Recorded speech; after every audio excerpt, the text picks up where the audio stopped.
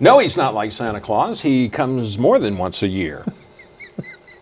Rockingham County Sheriff Sam Page is in the house. Hey, I got to ask you, and I said I was going to ask you this, but this is not, see, we got a list of things we're going to talk about, but I am not going to ask you, I'm going to put you on the spot. Okay.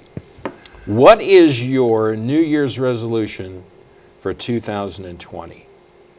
Your resolution. I don't mean the department. Yep. Mark, I hate to tell you this, but I can't tell you what my New Year's resolution is, because if I tell you... Now, wait a minute. That's for birthday wishes. Oh, is that right? Yeah. Wait a minute. That's birthday wishes now. No, you got something planned. You don't smoke, so you don't have to worry about quit smoking.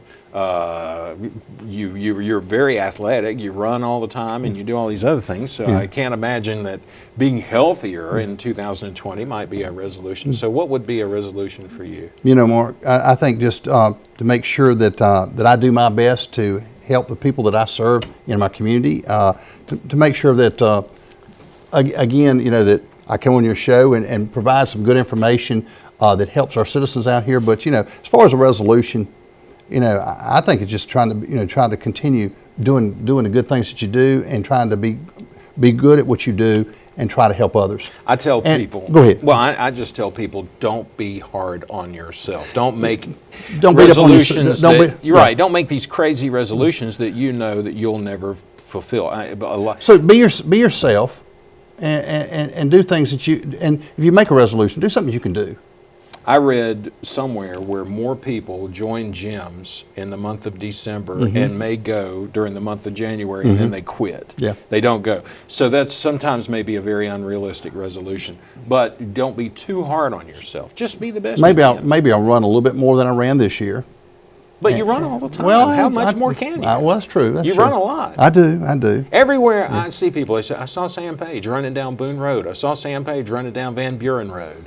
So a lot of people, they see you everywhere running. Well, we've had some good weather. I mean, do you think we really had a winter? Not so far. I mean, I feel like summertime. I mean, 65 degrees on Christmas Day. I know, and that was a good day. I actually got out and ran that day. So amazing, it really is. But glad to have you here. Well, I'm blessed, and again, like I said, I just hope we have a great, safe New Year, and again, I just hope it's good things ahead for Rockingham County. Well, now, speaking of the new year, we're on the cusp of a brand new year. Yes. 2020 is just hours away. Well, before the show, I said, Mark, now I can do one of two things. I can wish you a Happy New Year during this show, or I can wait till 12:01 and call you tonight. So I think if viewers could call in right now, they'd probably say, wait till 12:01 and call Mark and wake him up. See, that's how, when you look at people and you say, how did they get my telephone number? So I'll be calling, and really, you think he's joking about calling at 12:01 or 2 o'clock or whenever? I will call and leave a message. Happy New Year, Mark. He calls. I get text messages from you at odd hours. You're like me. You're up a lot. We're up a lot. Yeah. But so you may get that call. Well, you will get that call tonight because I'll be up. So he's already said it. So I guess we'll see. But but if it goes to voicemails, you can still wish me a happy. Absolutely. I don't do that stuff anymore. You know how you used to want to go out and you wanted to go to a party or you want to do something. It was just to go to the house and watch a little. You gonna watch the ball drop in New York? Probably. Okay. And then probably catch up on something else. My movie watching or something. Oh, okay. So, you know, it's a little slow, but that's okay. You gonna take off tomorrow? We are off tomorrow. That's excellent. We'll be back on Actually, Thursday. We're off tomorrow also. Well, not everybody. Yeah. I'll be out and about. Yeah, I know you'll be out there. But we're on New Year's Eve. A lot of people will be out and about tonight and in the early morning hours of Wednesday. Celebrating. And so I know that you want to address that for just a moment and tell everybody be on their P's and Q's. Right. Well, you said this information right here came from the Danville City. Danville Police Department, about celebratory gunfire. All right. Says no to shooting guns for the New Year's. Yeah. And you know, a lot of times I see people, you know, on TV shooting guns up in the air. Yeah. And I always say they got to remember one thing. What goes up will come down. And the thing is, that could be a very dangerous practice, discharging firearms. Not only could it be a noise violation, but it also could be a safety situation. Somebody could get seriously injured or even killed. Now, municipal in these cities like Reedsville and Eden. No discharging firearms there's within the city limits. Yeah, you can't discharge any firearms, but the county has a different ordinance, so you can still do it in the county, I think. But you got a noise ordinance. So the noise ordinance could technically Be violated. get you into trouble. Right. And usually about 12:01, between 12 and 12:01, you start getting a lot of calls for service. I'll be out tonight, as you know, I'm in my uniform tonight. I'll be out tonight along with many other law enforcement from the cities. I've talked to some of the chiefs today, but I know that they'll have a lot of personnel out. We'll have a lot of personnel out. Highway Patrol will be out. And again, we just hope everybody has a great and safe night and a great kickoff for a new year. But to be safe, the key word is safety. Do you know where you were 20 years ago on this very day? You were waiting for Y2K. Remember Y2K? Yes. I was working for the Rockingham County Sheriff's Office. I was your spokesman in those days. You and I, Abner Bullens, just the whole department here. Let me tell the story. Go ahead. All right, here's the story. The entire sheriff's office had to work. Essential personnel had to work. Because we were what was reported going to happen on Y2K? Y2K, we were all waiting to see if the county computer system was going to crash. Yeah. And we did not. Luckily, amazingly, it all just went, it was a very seamless and smooth transition, but we were all working. And we had a lot of people to respond to calls because we had a a lot of people out there. We were a lot of working, and I was actually spent New Year's Eve 1999, 2000 on patrol. I was working that night. You sure did. And so that was, I actually, it was relatively quiet night. I'm glad you brought it up because I was actually talking to a guy at the Love's truck stop and restaurant convenience store. Yeah. And we were talking about Y2K. What were you doing on Y2K? And I thought to myself, we had a bunch of deputies out and we were patrolling the areas because we didn't know, Mark, you were there, and we didn't know if the computer system was going to crash because that was the big talk across the TV. Everybody was just worried sick. Yeah. And nothing happened. County, I know that the county government center had people working. The sheriff's office was pretty much full staff of people working that night. We were all working. And so that's how I rang in 2000. The year 2000 was sitting in a patrol car waiting to see if the world was going to end and the computers were going to shut down. And here we are. Well, I will 20 years later. Well, I will say this is that I think just about every New Year's I've worked and been out just to bring in the New Year's. Is it really? Yeah. And so tonight we'll be out, and at 12:01. You're going to get a phone call. Yeah. I'll be waiting. I'll be waiting for that phone call. Yeah, I'll stay awake for that phone call. But no, really. And so it was a lot. But New Year's Eve, the scanners go crazy. I know scanner listeners are out there right now, and they're saying, "Gosh, you just wait until about 5 minutes before midnight until maybe 12:30, 1 o'clock in the morning." About a 30-minute window. Busy. Yeah, people get crazy with calls about my neighbor shooting a gun or something like that. So please be careful. Fireworks. And fireworks. Yeah, fireworks. Right. Now, there's legal fireworks and there's illegal fireworks. Right. Here's what best I can tell you is this. If it launches and it explodes, it's illegal. Right.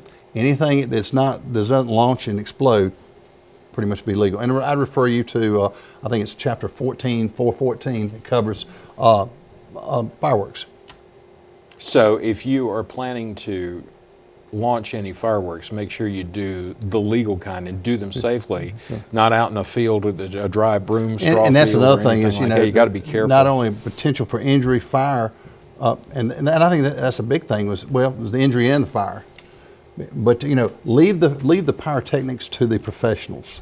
People, and this. When people go down to Myrtle Beach, the first thing they do as soon as they cross that state line is say, "We've got to pick up some fireworks and take them home." But you can be charged with illegal possession by of transporting fireworks. illegal fireworks back into the state. You could be guilty of I think it was a Class 2 misdemeanor.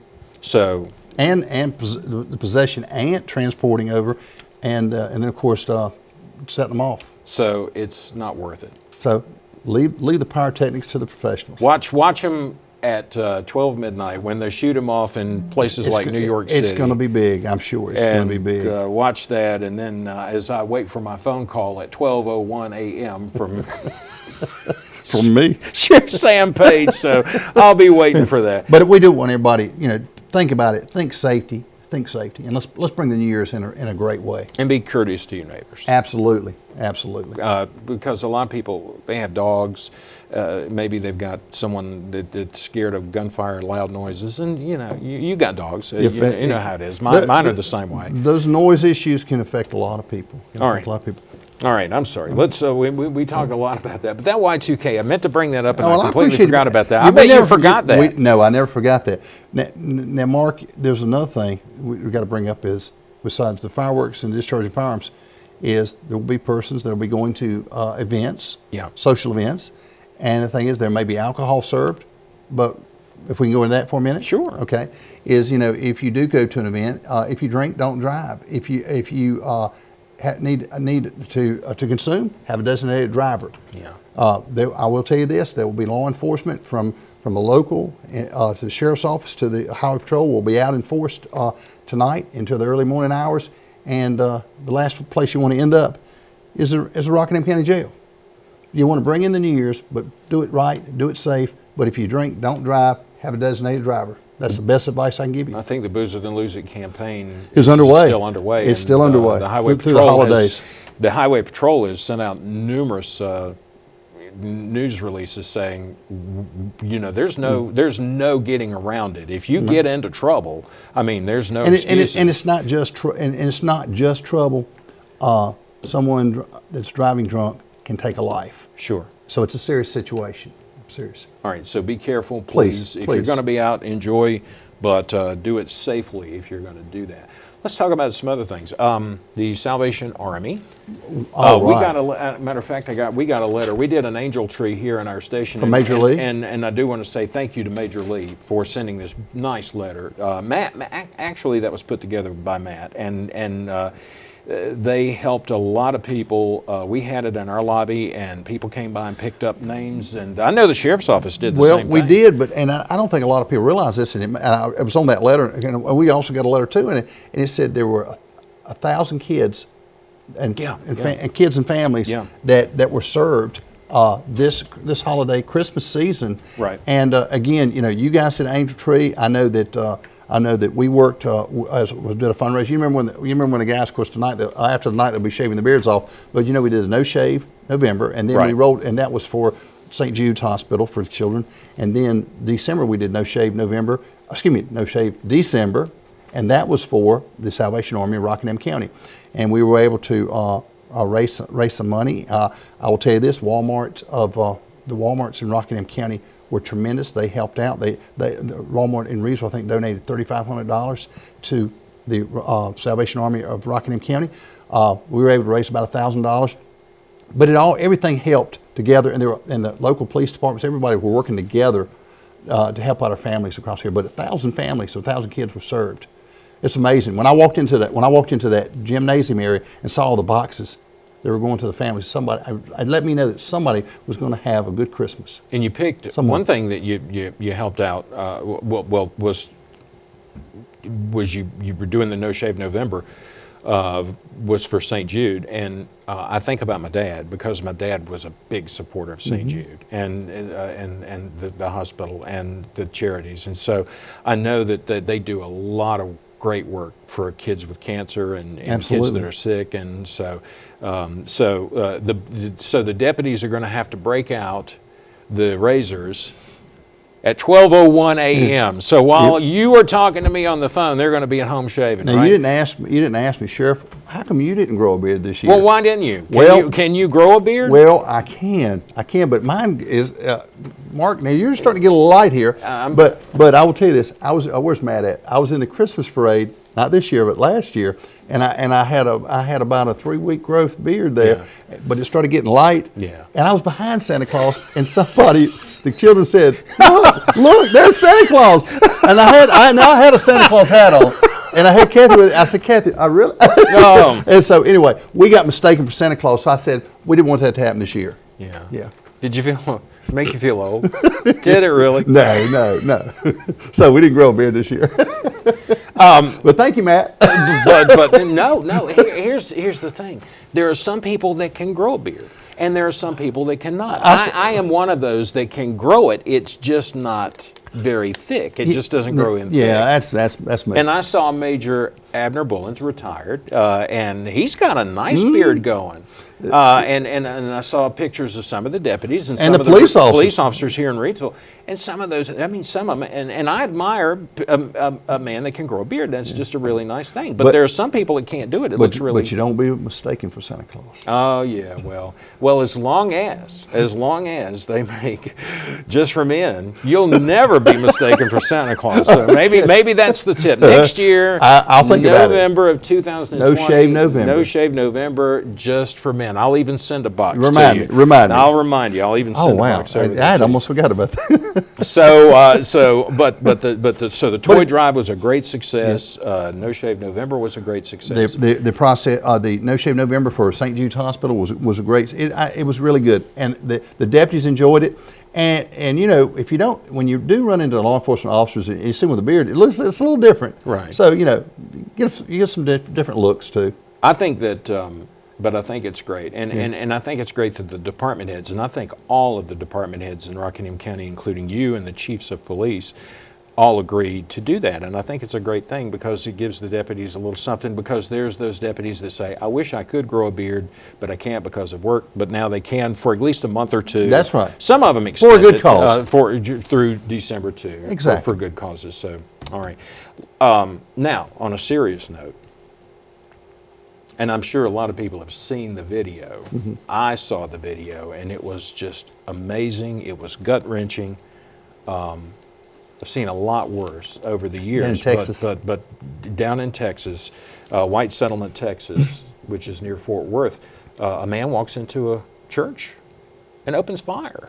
And this is something I know that worries people, because it worries people because they're scared of what happens in schools, in public places like movie theaters and shopping malls. You normally think of a church as a safe place, but here we see on what happened that someone walks in and opens fire with a gun, and I know that that's something. I know that you're big on supporting the Second Amendment. I know that you encourage people to get their concealed carry permits. But let's talk about how churches here can protect themselves from something like this happening. Sure. Well, first of all, you have to prepare for the worst, and if the worst never comes, you're ahead of the situation. Right.